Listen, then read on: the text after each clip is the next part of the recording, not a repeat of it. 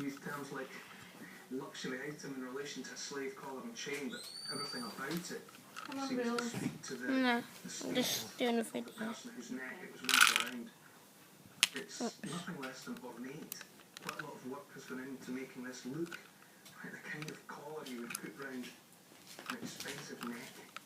So perhaps this was briefly worn around the neck of an Irish king before his ransom was paid, or he agreed to some specific set of terms.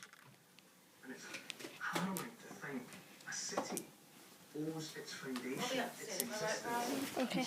in part to one civilization's appetite for buying and selling human beings.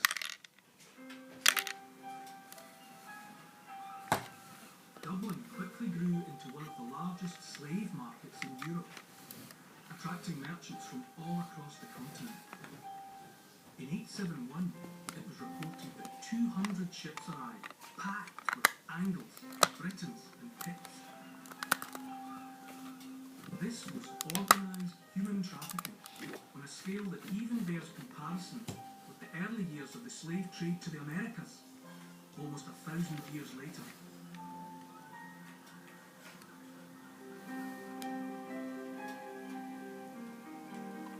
Incredibly, the remains of some of the very early pioneers who came to seek their fortune in the slave trade have been found.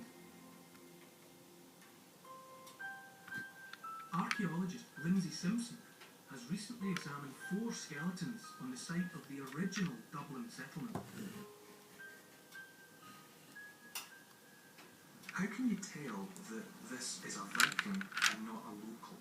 Yes, very good question. Well, we knew by the way that he was buried, is the short answer. He wasn't buried in a Christian burial, as an Irish person would be. He's a pagan. He was buried with grave goods, which is not something... Bye.